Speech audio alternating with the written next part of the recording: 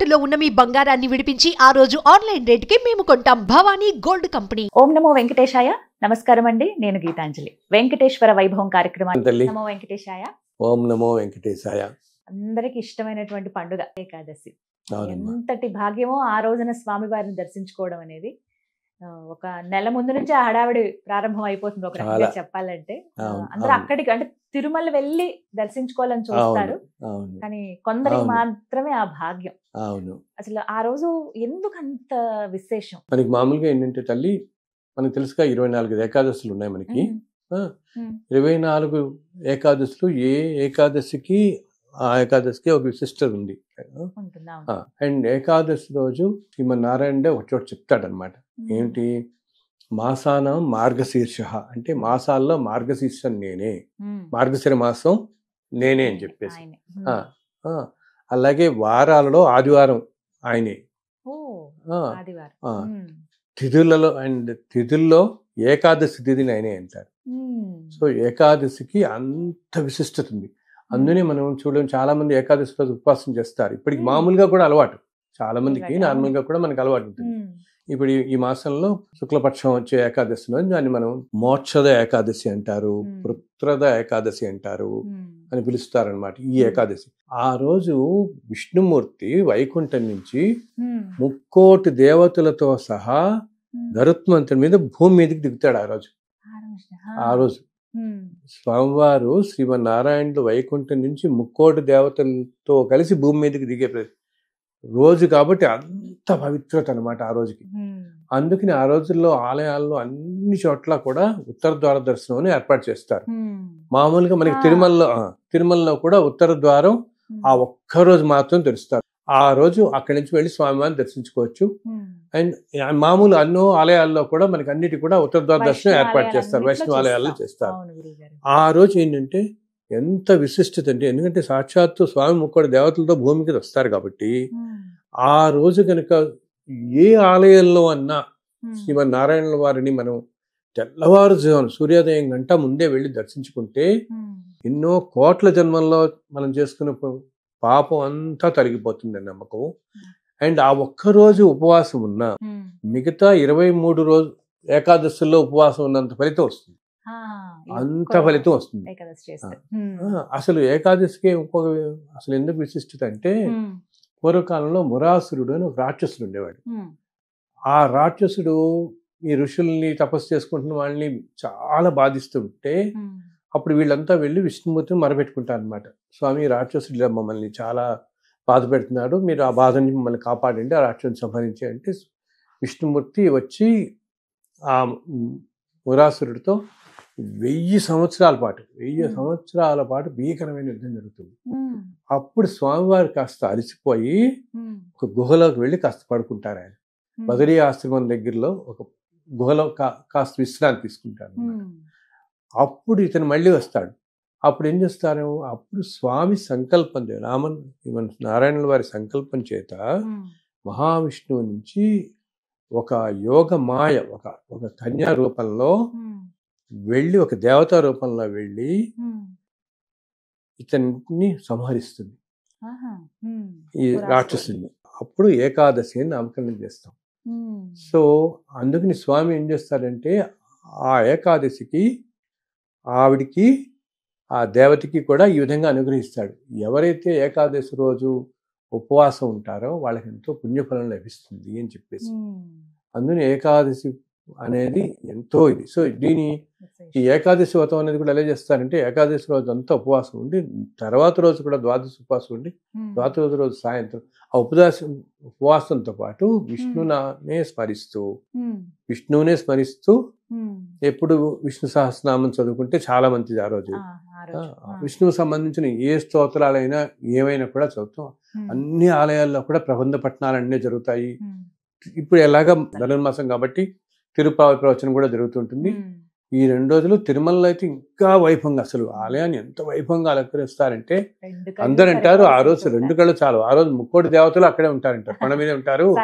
సాక్షాత్ వైకుంఠం నుంచి ఆయన వచ్చి అక్కడే ఉంటారు. ఆ రోజు అందరు దేవతలతో వచ్చి అక్కడే ఉంటారు, కొండ మీద వచ్చి ఆయన చెప్పి మన నమ్మకం అనమాట. అందుకని అంత విశిష్టంగా వెళ్తున్నారు. ఆ రోజు కోసం సంవత్సరం అంతా ఎదురు చూస్తారు.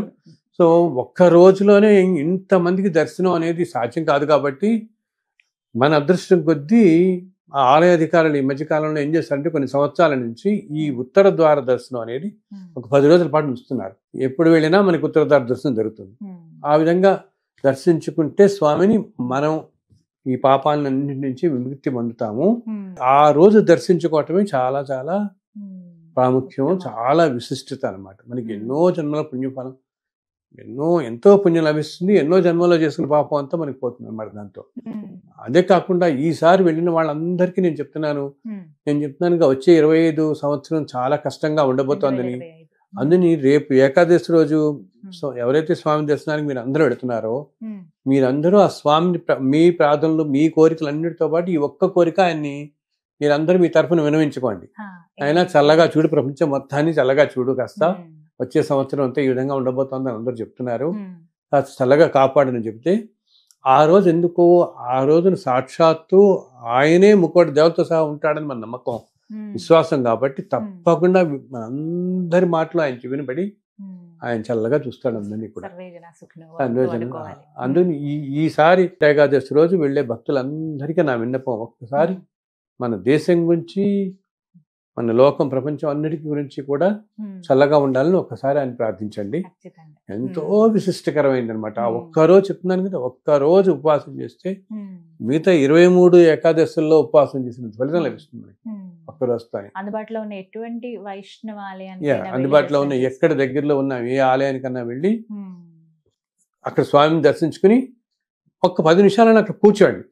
ఇలా ఏదో వెళ్ళి స్పీడ్గా వచ్చేయడం కాదు, ఒక్క 10 నిమిషాలు. ఎందుకంటే ఆ రోజు అన్ని వైష్ణవ ఆలయాల్లోనూ ఆ దేవతల శక్తి ఉంటుంది కాబట్టి ఆలయ పరిసరాలన్నీ ఎంతో శక్తివంతంగా ఉంటాయి. ఇంత దేవతలు ఉంటారు కాబట్టి తిరుమలనే అనుకోక్కర్లే, మనం ప్రతి వైష్ణవ ఆలయంలోనూ ఆ శక్తి నిక్షిప్తమే ఉంటుంది. ఆ రోజు ఆ దేవతలు అందరూ వస్తారు కాబట్టి అక్కడికి.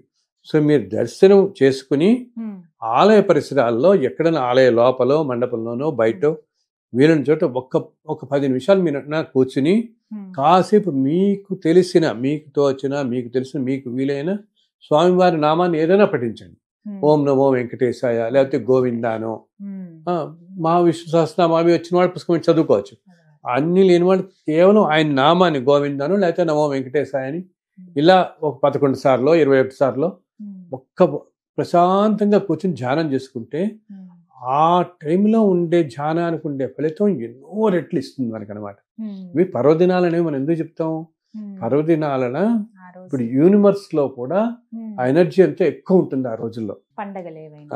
రకరకాల పండుగలు మనకి వస్తాయి కదా, దసరా, నవరాత్రులప్పుడు కానీ, అవును, ఇప్పుడు క్షీరాబ్ది ద్వాదశి వస్తుంది మనకి, గురు పూర్ణిమ వస్తుంది, గురు పూర్ణిమ, తొలి ఏకాదశి, ఇవన్నీ విశిష్టమైన రోజుల్లో ఏంటంటే యూనివర్స్ నుంచి కూడా మనకి ఆ రోజు ఎనర్జీ చాలా పాజిటివ్గా ఉంటుంది.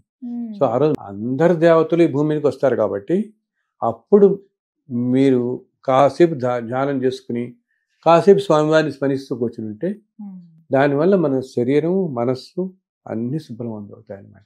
కంగారు పడకుండా రండి అని చెప్తాను నేను అందరికీ. ఒక ఆలయాలు ఇంకా ఏంటి, ఒకవేళ ఏదైనా అనారోగ్యాల వల్ల ఏదైనా వీలు కాక వెళ్ళలేని వాళ్ళు ఉంటే ఇంట్లోనే కూర్చుని కేవలం భావన చేసినా చాలమ్మా. భావానికి ఉన్నంత ప్రధాన ఈ విశిష్టత ఇంకోట్లేదు. స్వామివాడు ఎంతటి కరుణామయుడంటే మనం ఆ భావనతో చేసినా అంతటి ఫలితాన్ని నీకు ఇస్తాడు.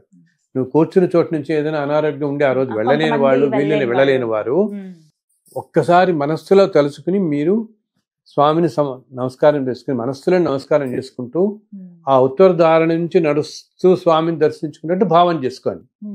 అప్పుడు కూడా మీకు అంత ఫలితము కలుగుతుంది.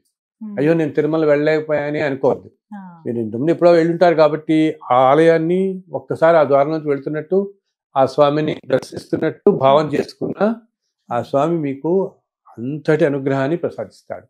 తప్పకుండా ఎవరు మిస్ చేసుకోవద్దని చెప్పి గొప్ప అవకాశం ఇది, స్వామిని కొలుచుకునేటువంటి తేలిక, ఎంతో తేలిక ఉపాయం అన్నమాట. చెప్పారు కదా, పండగ వాతావరణం ఉంటుందండి. అన్ని ఆలయాల్లో కొన్ని వేల మంది చక్కగా అలంకరిస్తారు ఆలయాలన్నీ కూడా, చిన్న పెద్ద తేడా లేకుండా అందరూ వస్తూ. అవునవును. సో వెళ్ళే వారందరూ కూడా ఏంటి, ఓకే ఇదేదో మనం వెళ్ళి తీరాలి, వెళ్తే మంచిది పుణ్యం ఇవన్నీ ఒకటి. దాంతో పాటు ఆ థాట్స్ కూడా పెట్టుకోండి అలాగా పాజిటివ్గా పెట్టుకుని థాట్స్ అన్నీ కూడా ఇంత విశిష్టమైన రోజున ప్రశాంతంగా ఉండాలి అని మనస్సును ప్రశాంతంగా ఉంచుకుని భగవంతుని మీద ధ్యానం చేసుకుని కాసేపు ఆ విధంగా స్మరిస్తూ గడపండి ఆ రోజు. కాసేపు ఆలయంలో దర్శనం వెళ్ళినప్పుడు కానీ అది మనకి ఎంతో విశేషమైన ఫలాన్ని ఇస్తుంది అనమాట.